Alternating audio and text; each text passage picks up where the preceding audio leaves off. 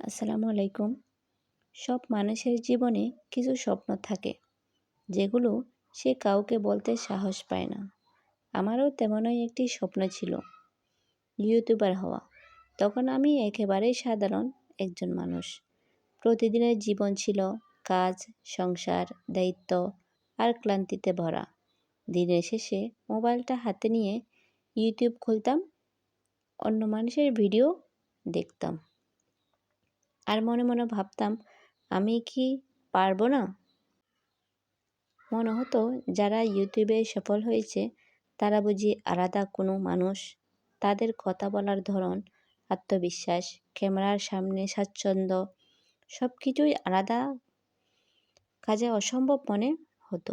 আমি তখন জানতাম না প্রত্যেক সফল মানুষের শুরুর গল্পটা প্রায় একই রকম হয়, ভয়, সন্দেহ আর নিজেকে ছোট করে দেখা। একদিন হঠাৎ করেই কেউ ইউটিউবার হয় না। এর পেছনে থাকে অনেক স্বপ্ন, অনেক অপেক্ষা আর নীরব পরিশ্রমের গল্প। আমি ছিলাম একেবারে সাধারণ একজন মানুষ। হাতে দামি ক্যামেরা ছিল না, ছিল না কোনো স্টুডিও। ছিল শুধু একটি মোবাইল ফোন আর মনের ভেতর লুকিয়ে থাকা একটুখানি আশা, যদি মানুষ আমার কথা শুনে। প্রথম ভিডিওটা বানানোর সময় হাত কাঁপছিল। কি বলবো, কিভাবে বলবো, কিছুই ঠিকমতো জানতাম না। ভিডিও আপলোড দিয়ে সারাদিন ফোনের দিকে তাকিয়ে থাকতাম। ভিউ আসে 5টা, 10টা, কখনো একটাও না।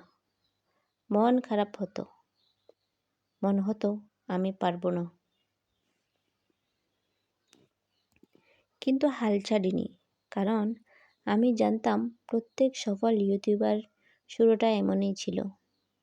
মানুষ হাসাহাসি করেছে, কেউ বলেছে এতে কিছু হবে না, তবু আমি থামিনি। প্রতিদিন নতুন কিছু শিখেছি, নিজের ভুলগুলো ঠিক করেছি আর আল্লাহর উপর ভরসা রেখেছি।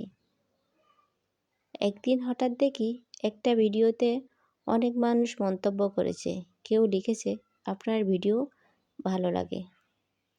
সেই এক লাইনের মন্তব্য আমার সব ক্লান্তি ভুলিয়ে দিয়েছিল। আজ আমি জানি ইউটিউবার হওয়ার মানে শুধু টাকা না, জনপ্রিয়তা না।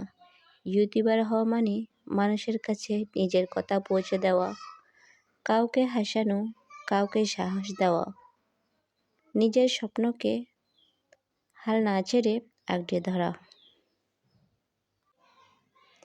যে মানুষটা আজ স্ক্রিনের ওপারে বসে আমার ভিডিও দেখছে, একদিন সে হয়তো বলবে, তোমার ভিডিও আমাকে বদলে দিয়েছে।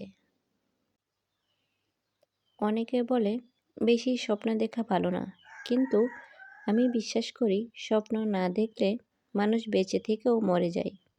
আমি যখন ইউটিউবার হওয়ার কথা বলতাম তখন কেউ কেউ হেসে বলতো, এইসব করে কি হবে? কেউ বলতো, ইউটিউব দিয়ে কি সংসার চলে? সেই কথাগুলো আমাকে আঘাত করত, কিন্তু ভেঙে দিত না। কারণ মনের ভেতর কোথায় একটা আওয়াজ বলতো, একবার চেষ্টা করে দেখো তো,